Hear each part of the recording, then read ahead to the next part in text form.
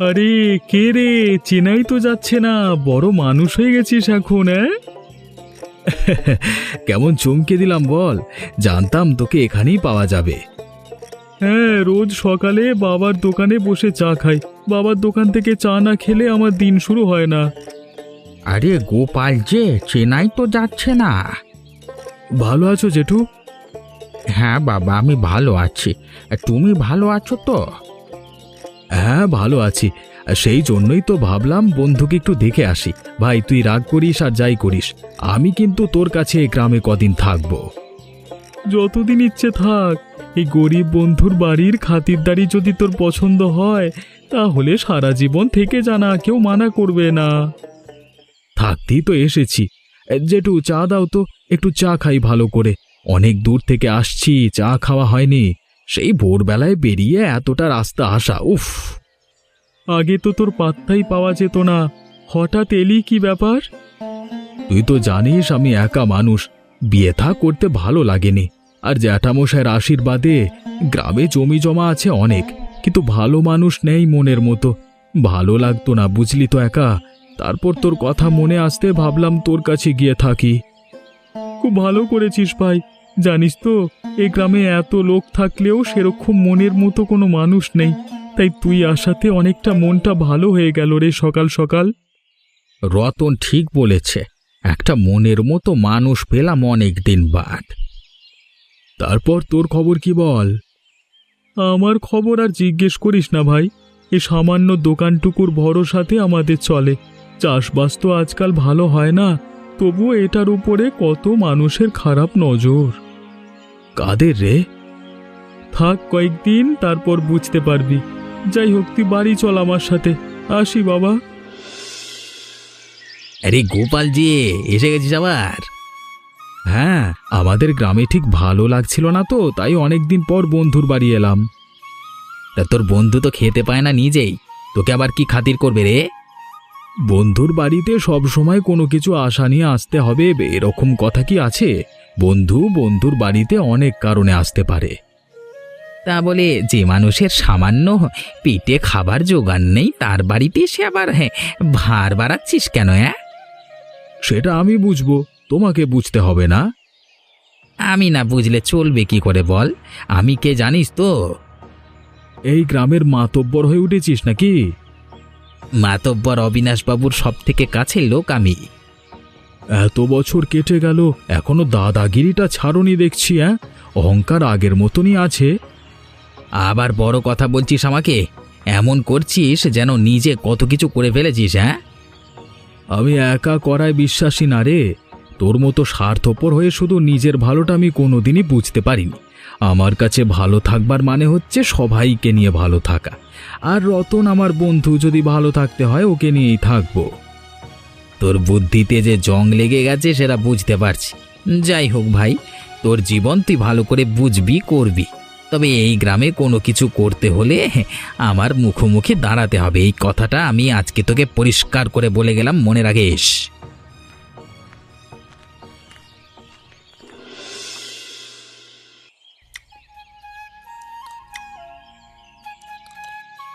গরিব বন্ধুর বাড়ির খাতির কেমন লাগছে ভাই?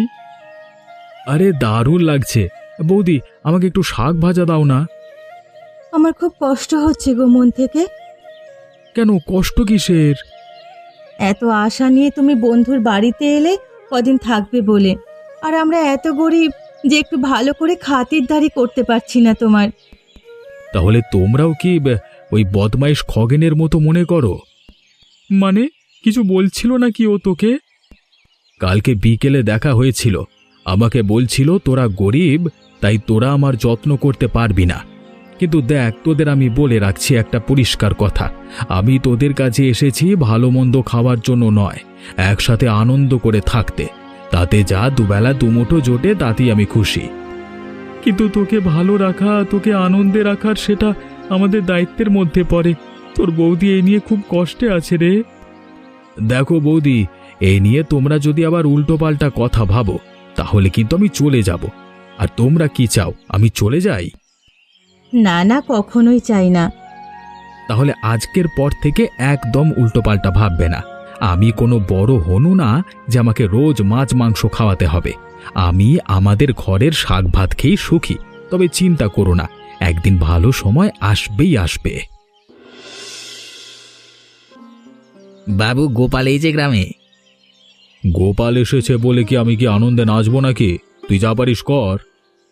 আমার সাথে দেখা হয়েছিল, আমি একটু পেছনে পিছু ডেকেছি বলে আমাকে উল্টোপাল্টা কথা বলছে। কেন, তুই কি বলেছিলিস আবার তুই? হ্যাঁ, যেটা সত্যি সেটাই বলেছিলাম, যে বন্ধু নিজেই খেতে পায় না, তোকে আবার কি খাওয়াবে? তাছাড়া ওর বন্ধুর বাপের দোকানটা আমরা কদিনের মধ্যেই কবজা করে নেব।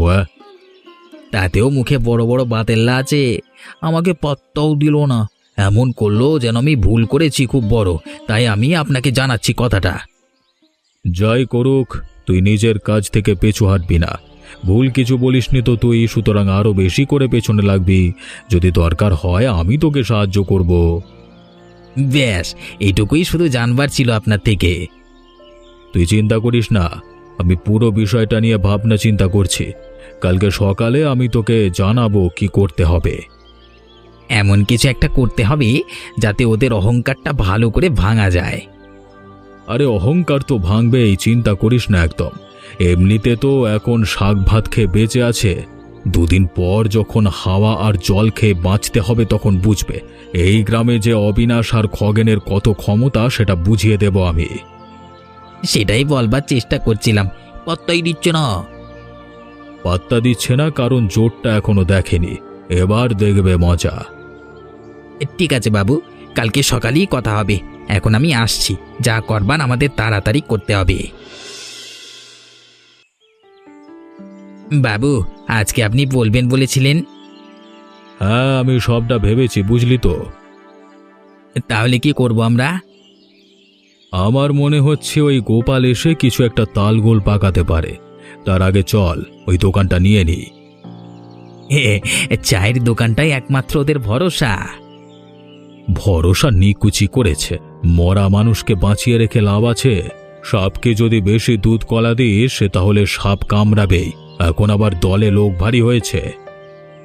কিন্তু এই গ্রামের মানুষ সবাই ওই চায়ের দোকানটায় আড্ডা মারে, বড় কোনো ঝামেলা হয়ে যাবে না তো? তুই ভাবিস না, ওকে ফাঁসিয়ে দেব ঠিক। বলে দেব যে আমার থেকে ধান চাল নিয়েছিল খাবারের জন্য, এখন আর ফেরত দিতে পারছে না, তাই চায়ের দোকানটা আমরা বাজেয়াপ্ত করেছি। যদি ফেরত দিতে পারে তাহলে দোকান দিয়ে দেব, ব্যাস। কিন্তু ফেরত দিতে পারবে না। সেটা তুই আর আমি খুব ভালো করেই জানি। তবে শোন, বুদ্ধি দিয়ে কাজ করতে হবে। এমনভাবে কাজ করতে হবে যাতে সাপ মরবে, লাঠিও ভাঙবে না। গ্রামের লোকের কাছে আমাদের যে করি হোক ভালো থাকতে হবে। তবে একটা কথা বলতে চাই তোকে খগেন। কি কথা বাবু? আমাদের এমনভাবে শান্তশিষ্ট হয়ে কাজটা করতে হবে যাতে হরিপদ বাবুর কোনো আঘাত না লাগে। মানুষটার বয়স হয়েছে তো, এ বয়সে ওনাকে এত চিন্তা দেওয়া উচিত নয়। বুড়োর প্রতি দরদ একেবারে উতলে পড়ছে, এই জন্যই বলে দুই বুড়ো। কি ভাবছিস? না না, ভাবছিলাম বাবু তাহলে কখন যাওয়া যাবে? এই তো আমি তৈরি আছি, চল দুপুরবেলায়। তবে যেটা বলেছি সেটা কিন্তু মনে রাখবি। ঠিক আছে বাবু, আপনি যেমন বলবেন তেমন ভাবই হবে। আর তাছাড়া আপনি তো থাকছেন। চল তাহলে, তুই প্রস্তুত হয়ে আয় আমার কাছে, আমি বেরোচ্ছি। ঠিক আছে বাবু, আমি আসছি। আরে এসো এসো অবিনাশ, হঠাৎ আজকে এই গরিবের চায়ের দোকানে এলে যে? আমি কিছু বলতে চাই না, যা বলবার খগেন বলবে। এই দোকানটা এখন খালি করে দিতে হবে। মানে দোকান খালি করে দিতে হবে মানেটা কি? তোমাদের কি মাথা খারাপ হয়ে গেছে নাকি? খগেনদা, তোমার প্রতি আমার যা সম্মান ছিল সেটুকু কিন্তু তুমি নষ্ট করে ফেলছো। এই সম্মানের জন্য তো আর বাবুর লোকসান করতে পারবো না। কিসের লোকসান শুনি? এরা বাবুর থেকে অনেক ধান চাল নিয়েছিল, বলেছিল ফিরিয়ে দেবে, এখনো দিতে পারেনি, তাই আমরা দোকানটা নিতে এসেছি। মিথ্যে কথা বলছে। আমরা খেতে না পেলেও কোনোদিন কারোর কাছে হাত পাততে চাইনি। যাই হয়ে যাক, এই দোকান আমি দেব না। এই দোকান আমার একমাত্র সম্বল। এই বুড়ো বয়সে একটু ভালো আছি এই দোকানটা চালাই বলে। সবার সাথে কথাবার্তা হয়, মনটা ভালো থাকে। মন অন্য জায়গায় গিয়ে ভালো রাখবে কাকা, যেটা বলেছি সেটা শুনতে হবে। গায়ের জোর দেখাবি না ভাই। 1 মিনিট, ঝগড়া ঝামেলা না করেও সমাধান করা যায়। বাবু, আপনি এই দোকানটার বদলে যা চাইবেন দিতে রাজি আছি। কিন্তু কি দেব আমরা? ঠিক আছে, আমাকে তাহলে একটা বড় জমি দাও, তাহলেই মিটে যাবে। রাজি আছি। আমি আমার গ্রাম ছেড়ে এখানে চলে এসেছি। আমার সবথেকে বড় জমিটা এখন আপনার। কি বলছিস কি তুই? বুঝতে পারছিস কি তুই এরা যে মিথ্যে ষড়যন্ত্র করছে? আমরা হার মেনে নেব? হার জিতের প্রশ্ন এখানে আসছে না। আর সব হিসেব এত সোজা হয় না। আমি হরিপদ কাকাকে যেটুকু সম্মান করি নিজের বাবার মতো, ওনার ভালো থাকবার জন্য আমি সবকিছু করতে রাজি আছি। না না না না, আমাদের এই দোকানটাই চাই। আমি বাবুর সাথে কথা বলছি। বাবু, আপনি কি চান? ঠিক আছে, তুমি যদি তোমার জমি আমাকে দাও তাহলে আমি এই দোকানটা ছেড়ে দেব। চলে আয় খগেন।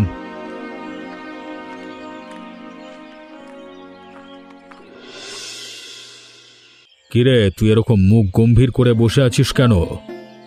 আপনাকে আমি সম্মান করি বাবু, তবে দোকানটা ছেড়ে দিয়ে আপনি ঠিক করলেন না। আমি তো তোকে বলেছিলাম, ওরা যদি দোকানের বদলে অন্য কিছু দেয় আর সেটা যদি পছন্দ হয় তাহলে আমি রাজি আছি। দরকার ছিল আমাদের তো দোকানটাই। আমি তো তোকে বলেছি যে হরিপদ বাবুকে আঘাত করে আমি কোনো কাজ করতে পারবো না। আর তাছাড়া ওরা যে জমিটা দেবে বলেছে সেটা দোকানের জায়গা থেকে অনেক বেশি হবে, লাভ হবে আমাদেরই। আপনি কি জেনে বসে আছেন ওরা দেবে বলেই দিয়ে দেবে আপনাকে? ঠিক আছে, কালকে গিয়ে ওদের বাড়িতে একটা বিচার করলেই হবে। আমার কিন্তু ঠিক ভালো লাগছে না। এখন মনে হচ্ছে আমাকে তোর থেকে কাজ শিখতে হবে। জমিদারটা কে রে, তুই না আমি? আপনি ঠিক কথা বলছেন, কিন্তু কোনো কিন্তু নয়। আমার সিদ্ধান্ত আমি কাউকে জিজ্ঞেস করে নিই না। নিজের সাহসটা নিজের মধ্যে রাখলেই ভালো, বুদ্ধিমানের কাজ করবি। আর আমি যেটা সিদ্ধান্ত নিয়েছি সেটাই হবে। এবং কালকে আমার সাথে বিচার সভায় তুই যাবি। যদি না যাস তাহলে আমি তোকে কাজ থেকে ছাড়িয়ে দেব। ঠিক আছে বাবু, ক্ষমা করে দেবেন আমাকে। হরিপদবাবু কোথায়? আপনারা যেটা করেছেন তারপরে আর ভালো থাকবার উপায় আছে বাবার? ঘরে শুয়ে আছেন। ওনাকে আঘাত করবার আমার কোনো উদ্দেশ্য ছিল না। তাহলে এখন এসেছেন কেন? এখন এসেছে বিচার করতে। কালকে যে অত বড় বড় কথা বললে, জমি দেবে, কত কিছু দেবে, তার একটা বোঝাপড়া তো হওয়া দরকার। আমি ভালোভাবে কথা বলছি বলে খগেন এটা মনে করিস না যে আমি সারাক্ষণ ভালো করেই কথা বলবো। আমি বাবুর সাথে কথা বলছি আর বাবুর সাথে কথা বলবো, মাঝখানে তুই কথা বলবি না। তুই চুপ করে থাক খগেন, আমাকে বুঝে নিতে দে। এবারে কি বুঝে নিতে এসেছেন বলুন তো? আমি শুধু এতটা জানতে চাই যে যে জমিটা দেওয়ার কথা বলেছে সেই জমিটা কবে দেবে, তার একটা তো বিচার হওয়া দরকার। আমি আপনার এই খগেনের মতো নয় যে কথা দিয়ে চিটিংবাজি করব। আমি যখন বলেছি তখন আপনি যেদিন ইচ্ছে যাবেন, জমি আপনার জন্য প্রস্তুত আছে। আর আপনি বলেছিলেন যে ওদেরকে আপনি শস্য ধার দিয়েছিলেন। যে জমিটা আপনাকে দেব সেটা উর্বর জমি, তার অনেক বেশি শস্য আপনি ওখান থেকে পেয়ে যাবেন। ঠিক আছে, কথা যখন হয়েই গেল তখন আর কোনো চিন্তা নেই। আবার যখন ইচ্ছে লোক পাঠিয়ে সেই জমি আমি কবজায় নেব। তার বদলে কিন্তু দোকানে কিছু করতে পারবেন না। না, হরিপদ বাবুকে আমি আর আঘাত করব না। এই দাঁড়া গোপাল, তোর সাথে আমার কিছু কথা আছে। অন্ধকারে কি আমাকে ভয় দেখাতে এসেছিস? হ্যাঁ, অনেক অন্ধকার আমি দেখেছি। আর তুই লোকটা কেমন সেটা আমার খুব ভালো করে জানা আছে। সুতরাং ভয় দেখিয়ে আমাকে কোনো লাভ নেই। বাবু যেটা করেছে সেটা আমার পছন্দ হয়নি। আমার এই দোকানটা চাই। এই গ্রামের মোড়ল কে রে, তুই না তোর বাবা নাকি অবিনাশ বাবু? হ্যাঁ, মোড়ল যেই হোক, আমার যখন পছন্দ হয়নি তখন আমি প্রতিবাদ জানাবই। এখনো বলছি তুই ভুল করছিস। আমাকে ঠিক ভুল বোঝাবি তুই? তা না, তোকে দেখাচ্ছি। ওরে বাবা রে বাবা, কাটায় আটকে গেলাম গো। ওরে বাবা রে, বাঁচা। আর সব চামড়া তো ছিঁড়ে বেরিয়ে গেল। আমি কোনোদিন করবো না এরকম, আমাকে বাঁচা রে। সারা শরীর ঢুকে গেল। ওরে বাবা। বাবা, তুমি এভাবে কেন চলে গেলে আমাদের ছেড়ে? বাবা গো, জেঠু, আমার বাবার পর তুমিই তো একমাত্র ছিলে। তোমার জন্যই তো এসেছিলাম এই গ্রামে। তোমার ভালো থাকার জন্য ওই দোকানটা বাঁচালাম, সব শেষ হয়ে গেল গো। আমার কত ভালো কাজের ফলে এরকম একজন শ্বশুর পেয়েছিলাম জীবনে, মানুষটা এইভাবে চলে গেল। রতন, গোপাল, নীলিমা, হরিপদ বাবুর এরকম কি করে হলো? আপনার বলতে লজ্জা করে না? সবই আপনার জন্য হয়েছে। আপনি চিন্তা দিয়েছেন, তাই হয়েছে। সামান্য একটু লোভের জন্য আপনি একটা মানুষকে মেরে ফেললেন।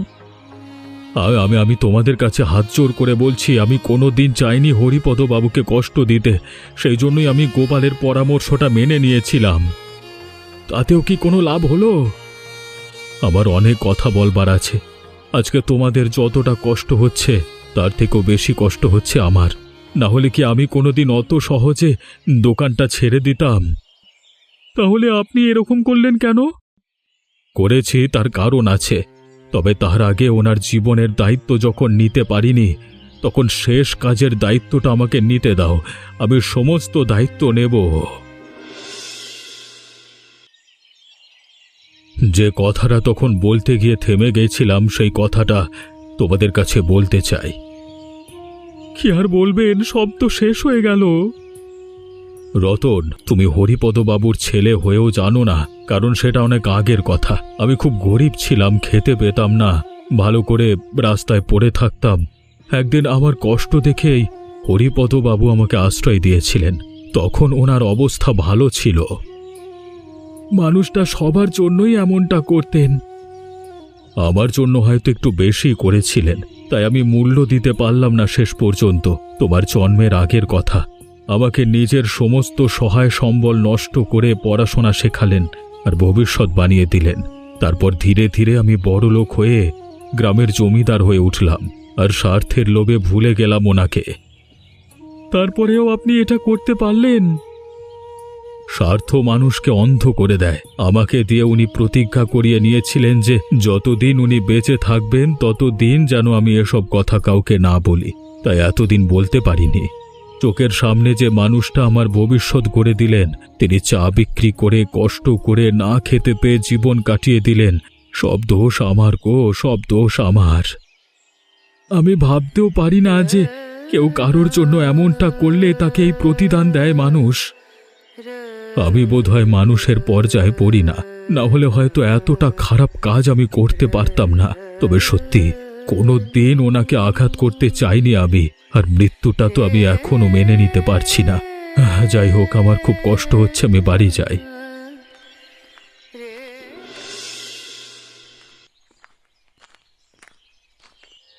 কি হলো? কালকে তো সব কথা হয়ে গিয়েছিল, আপনি আবার এসেছেন কেন? আর আপনার হাতে এই বাক্সটাই বা কেন? আপনি কি কোথাও যাচ্ছেন? হরিপদ বাবুর মৃত্যু আমার চোখ খুলে দিয়েছে। আমি যা করেছি তারপর মাথা উঁচু করে আর এ গ্রামে থাকতে পারবো না আমি। কোথায় যাচ্ছেন আপনি? আমি তোমার কাছে একটা ভিক্ষা চেয়ে নিচ্ছি। যে জমিটা দেবে বলেছিলে ওটা কি আমাকে দেবে? আমি যখন বলেছি তখন ওই জমিটা আপনার। ঠিক আছে, আমি ওই জমিটাতেই চলে যাচ্ছি, একটা ছোট কুটির বানিয়ে বাকি জীবনটা ওখানেই কাটাবো। তবে তার বদলে তোমাদের কিছু দিয়ে যেতে চাই। কি দিয়ে যাবেন আপনি? আমি চোখের সামনে সবকিছু দেখেছি। তোমাদের কষ্টটা সবথেকে বেশি কষ্ট পেয়েছো তুমি, তাই তোমাদের ভবিষ্যতের কথা ভেবে আমি আমার সমস্ত সম্পত্তি তোমাদের নামে করে দিয়ে যাচ্ছি, আর আমার জমিদারি দেখাশোনার ভার দিয়ে যাচ্ছি গোপাল আর রতনকে। কিন্তু এমনটা আপনি না করলেও পারতেন। যে মানুষ নিজের কাছে হেরে যায় সেই মানুষের আর কিছু পাওয়ার থাকে না। আমি নিজের কাছে হেরে গেছি। হরিপদ কাকা নিঃশব্দে চলে গিয়ে আমাকে হারিয়ে দিয়ে গেছে, আর এটাই আমার উচিত শিক্ষা। একটা কথা বলবো বাবু? হ্যাঁ, বলো না। জীবনের যুদ্ধে আমাদের নানান পরিস্থিতির মধ্যে দিয়ে যেতে হয়, তবে শেষ পর্যন্ত আপনি যেটা করলেন এটাও বিরল। আপনার মতো ত্যাগ সবাই করতে পারে না। যদি সবাই পারত তাহলে শেষ পর্যন্ত তারা ভালো হয়ে যেত, যেমন আপনি হয়ে গেলেন। সত্যি আপনার প্রতি আমাদের রাগ অভিমান নেই। আর যেখানেই যাচ্ছেন ভালো করে থাকবেন, আর কোনো রকম প্রয়োজন পড়লে আমাদের জানাতে ভুলবেন না। আর ওই জমিটা এখন থেকে আপনার। আমিও চাইবো তোমরা ভালো করে থাকো। আর এই গ্রামের সত্যি প্রয়োজন একজন যুবক এবং ভালো জমিদার পাওয়া। তোমরা তাদের চাহিদা পূরণ করতে পারবে। ঠিক আছে, আমি আসি।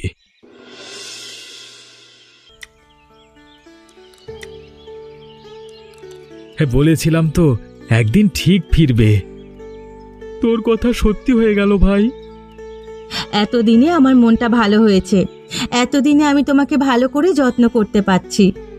এবারে বন্ধুর বাড়িতে খাতিরদারিটা ভালো হলো বল। এতদিনেও খারাপ কিছু ছিল না, তবে চিংড়ি মাছের মালাইকারি আমার খুব প্রিয়।